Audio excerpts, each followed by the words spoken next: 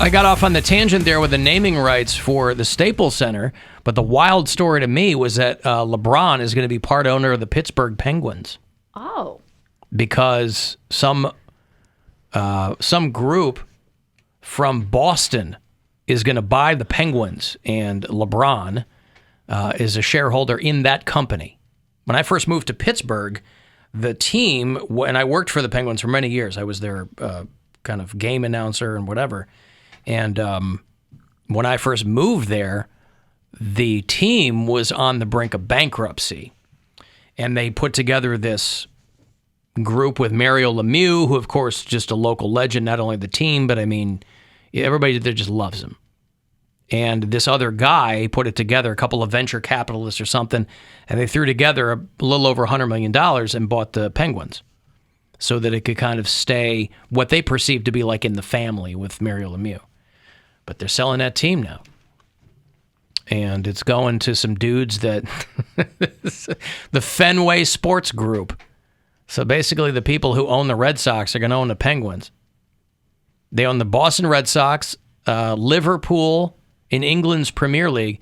They own like heavy-duty sports properties. And they also own a bunch of real estate, including Fenway Park. And LeBron James has a stake in this company. So he will be, in effect, a part owner of the Pittsburgh Penguins. So for people who are, I don't know how that plays with people in Pittsburgh. I know what they think about LeBron. But again, a lot of these hockey teams, they got hit by the pandemic. You know, all the sports teams did.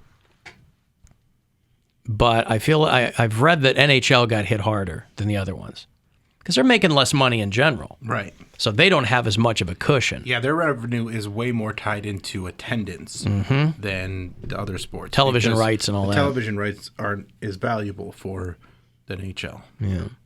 But they made some new deals, I feel like, that are going to help them out. Because like now you can watch NHL on like TNT. Yeah. Like TBS stations. But I think all the NHL teams took like that PPP money that they were passing out last year and, you know. So we'll see. You know what they should invest in? Crypto. I have so many people hitting me up right now. Messaging me on Instagram and Twitter and stuff. They're like, I'll tell you how to do crypto. This is what I mean. Like, trust me, you don't even have to hit her up. If all you got to do is walk outside and say the word, and 8 guys will jump out of the bushes ready to talk your friggin' ear off about it. So, I'm not going to talk anybody's ear off, but if you want to just throw a little bit of money at it, and I'm like telling like $100. Yeah. And just see what happens. Yeah. Well, put your money into an index fund. Or put your money into... Indexes are over. Nobody uses an index anymore. It's glossaries. Okay, well, whatever any of that means. I was talking to Dan Cummins last time we were on the road together in Cincinnati, and I was talking to him about this because he's a great businessman, and he was like, open an IRA before you do anything else. Yes. Well, yeah, that's what I say, the safe one. Yeah. He's like, get yourself an IRA, and then money will just become more money, and then in 30 years, when you can touch it, you'll have like $200,000. And I was like, well, that sounds nice to just be able to not work ever again after that. And he goes, yeah. He goes, so after you do that, then we'll talk about crypto or stocks or whatever. Yeah, if you want to take like a large amount of money, or not even like a large, but like you know, a couple grand, do that. Yeah. Then maybe take $100, throw it in crypto, see what happens. Yeah. And you can buy some new shoes down the road. There you go. IRAs and 401ks are only invested in stocks and some bonds. But if you invest in like the S&P 500, if you want to throw some money that way. He said a Roth IRA. A David Lee Roth IRA is what I have my money in. Yes. And yeah. Now, I will say, unfortunately, it is tied, and I don't know how this works, it is tied directly into David Lee Roth's bank account. I give my money to him? That's what how he got so famous? That's why they call him Diamond Dave. Oh my goodness. You thought crypto was wanky. Wonky, whatever. I'm using purely financial terms here. The David Lee Roth IRA. But it is, you know. I don't want to give him my money. I've been contributing to him for years. It worked for me.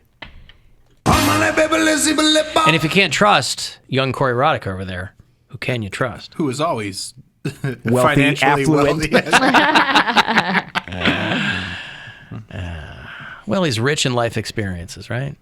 Yeah. Hey, Poundcake, Hi, can you guys hear me? Yes, I can hear you. How's it going down there? Homie, I have been drinking by the pool all day. I put the odds at 80-20 that you would not come through with a Poundcake Sportsbreak. I figured you'd be and you were under no obligation, of course. I just figured that you'd be having such a high old time that might slip your mind.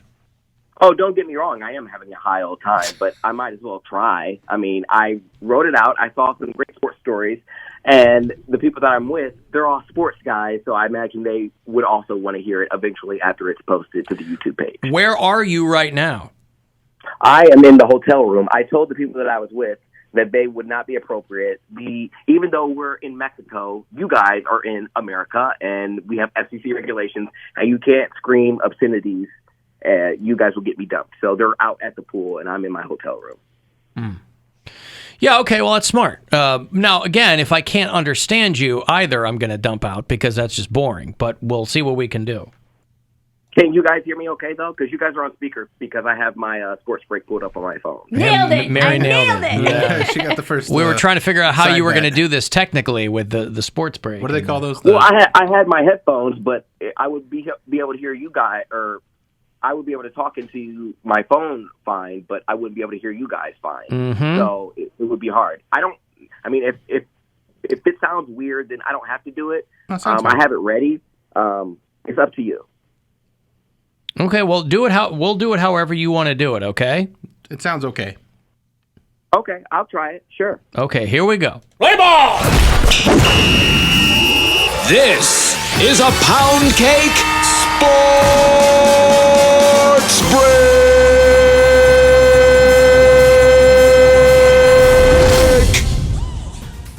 In the headlines today, live from Isla Mujeres, Mexico, San Francisco's 49ers star Deebo Samuel was shown flaunting a 7-pound chain worth six figures after the third quarter against the Rams. I think he should know that that's something you should do after you win, not in the fourth quarter. It's very ironic that the piece Deebo was wearing is actually called the Game Changer. Clearly, this brother has never seen Friday. Deebo will get Deebo'd for that chain and end up losing the game too, but that's just my opinion. Also, Justin Gaethje is calling out Conor McGregor for going after his sloppy seconds.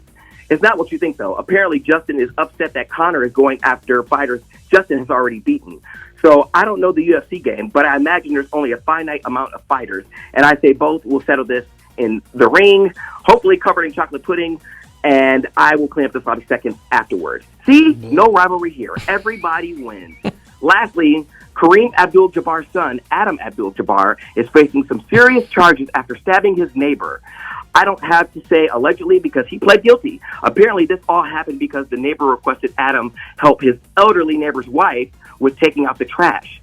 Then, in a fury, Adam jabs the knife in the 6-year-old man's skull, and ultimately, the man did not succumb to his injuries, so he's still alive. But I will say Adam is giving new meaning to his last name and will forever be known as Adam Abdul-Jabbar. Get it? Jabbar? And that, ladies and gentlemen, concludes this Poundcake Sports Break. Viva la Mexico! Play ball! Viva la This America. is a Poundcake Sportsbreak!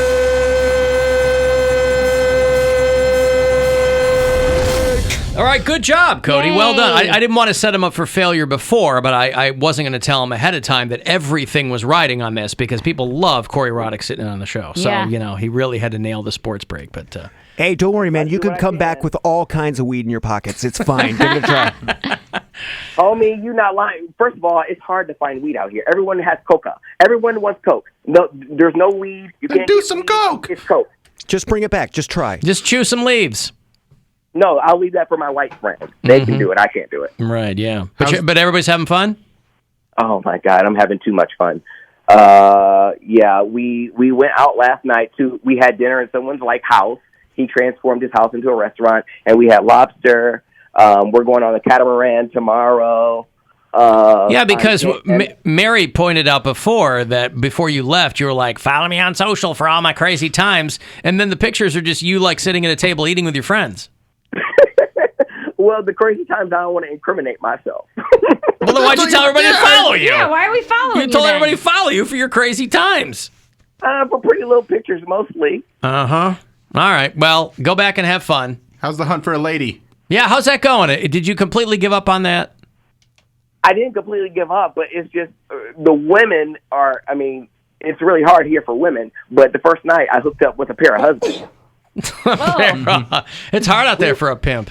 We were supposed to go. My group wanted to go skinny dipping in the ocean. I was like, sand. I don't want to step on a crab. Like, it's gross. I don't want to go skinny dipping in the dark. Like, I just don't want to.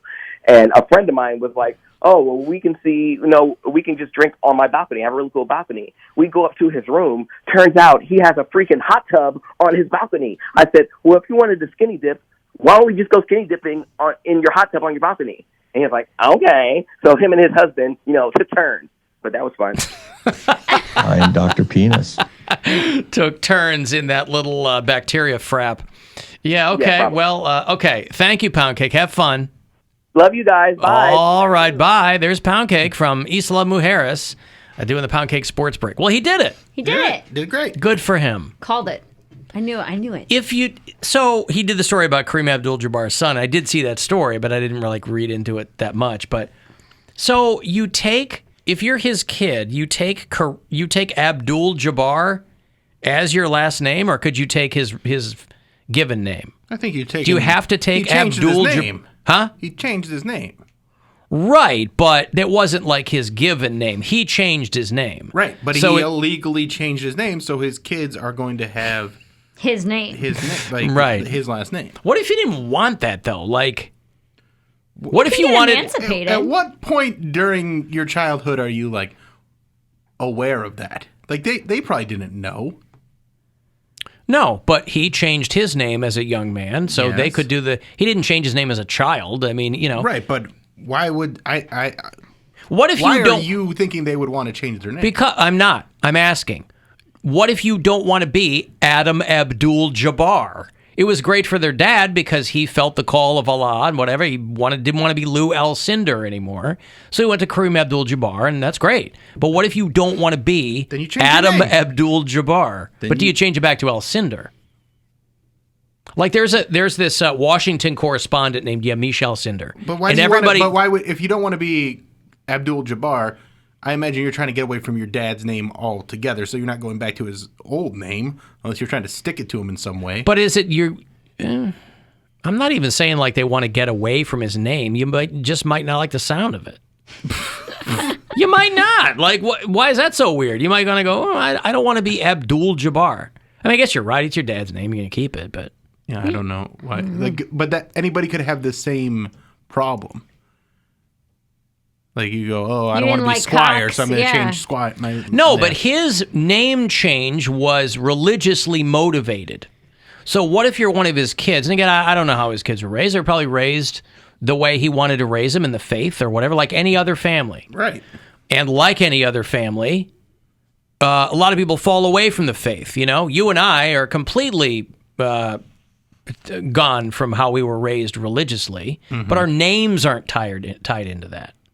Right, but if theirs are, but they might be able to separate the two, just like we're able to separate certain aspects of our life from the religious part. So I imagine they're just like, this is just my name. Doesn't mean anything to me because I'm not into the religious part of it, but it's just, it's how I was raised. Because the rigmarole of changing the name. I get it, but I think that's pretty easy these days. Well, of course, your name's on everything, so yeah. But I mean, Lou Alcindor was raised Catholic. He's like, screw this. So he took Kareem Abdul-Jabbar. Cassius Clay became Muhammad Ali. I mean, and his kids kept Ali. I'm just spitballing. I'm wondering, what if you don't like that name? You could change it. Yeah, of course you could. But you probably also want to be associated with your dad, too. That's what I'm thinking. I'm Kareem Abdul-Jabbar's kid. But your name's Adam Frankel. I feel like the guy that really wanted to change his name was the Kareem Abdul-Jabbar that played football. Right. He's like, not that one. Not that guy. I'm Rareem. Yeah. I got $1,000 here for you, a chance for you to go fund yourself. So if you've been listening for it closely, listen even more closely right now, and good luck. The Buzzard wants you to go fund yourself and score $1,000 now. Text the nationwide keyword WIN to 200-200. You'll get a confirmation text and info. Standard data and message rates apply in this nationwide contest. That's WIN to 200-200. Good luck and go fund yourself from 100.7 WMMS. My favorite Kareem factoid is that, he pretty famously got drafted by the Bucks. Got drafted by the Milwaukee Bucks, late 60s. But before that, he declined $1 million offer to play for the Harlem Globetrotters. And you have to wonder how his career would have been different had he accepted that money. Because in 1960 whatever, That's a lot. that's a ton of money. It's a lot of money now. Huge though. Yeah. Huh? The Harlem Globetrotters, that was like their peak, wasn't it? No, not the late 60s. I think the 70s were their peak. Yeah, when I was a he kid. would have been there during He would have their been there. biggest, That's right. Yeah. Would have been him, Meadowlark Lemon, and Curly. Mo? No, that's the Three Stooges. Oh. No, you're thinking the Harlem Globetrotters. Yeah. And what was the team that they always played? The Generals, the Washington Generals. That's right. Yeah, Globetrotters started on the... Krusty, you bet on the Generals? They're due! That's right. Yeah. The Globetrotters started in Chicago, where they were called the Savoy Big Five. And then, of course, they switched to the Harlem Globetrotters in New York. Much better name than the Savoy Big Five. I don't think they would have lasted the test of time had that been the case. There were still probably people that were like, oh, I can't believe they changed the name to the Harlem Globetrotters. I grew up with the Savoy Big Five, and that's what my history is. Heritage, not hate. Mm-hmm. That's right. Alan Cox Show After Hours line. Anytime you just want to leave us a message there, you can. It's 216-986-8903. Hi, Alan. You guys were talking about breakup stories within context of people getting stalked or having awful things happen because one party has decided to go off the deep end. I myself had a breakup that I initiated years ago, and not only did my ex decide to move from our apartment 2 buildings down within the same complex, but they knew where my parking spots were if I had guests. They would text me whenever I had anybody over, whether it was a new suitor or friends, and say that they knew who was coming and going and when they were coming and going. He knew my work schedule, so he would show up at my car in the mornings while I was trying to get ready to leave to go to work under the guise of just trying to be friendly. And he would try to catch me from my car to my apartment out of work to the point I would feel trapped in my own home. And then once the winter time broke in the summertime, he knew the parks that I like to go ride my bike and would show up there all the time to the point that I would change my schedule, start bike riding later in the day. He figured that out and started doing that then, where I had to stop going to that park completely. And it is mind-boggling that people just can't take no after a breakup and be like, oh, this didn't work out. But instead, some people will be like, nope, I'm going to stalk this person and make them terrified to leave their house, let alone do anything. Anyway, that's just my story. Have a great day, guys. Bye. Who gives a crap? Just kidding. I'm kidding. No, that's insane. That's insane, yes. And there's a lot of people that do stuff like that. Oh, God. You're like, just leave me alone. Go away. Move on. Because not only that, it makes it a lot less likely. I mean, once that is not hidden from, as she puts it, a potential suitor or whatever, that makes it tough for that person, too. Because you hear these stories like the guy bursts in and kills the new boyfriend. Right. And oh, God, no thanks. But also, what's that going to accomplish? Do you think they're going to see you creeping around their new bike trail and be like, oh, you know what? I have missed you. I think it's just to make it difficult for the other I think person. it's just to intimidate and scare. So it's not about wanting to get back together. No, like I they don't think that so. all those things are going to work. Well, if it, in a way, it might manipulate them into getting back together. Be like, I can't get away from this guy. Like, that's part of it. It's really messed up, though. Let me break here. If you want to get a text for anything, 35192. You can listen to us wherever you are on the iHeartRadio app. They are the Funded. Hi,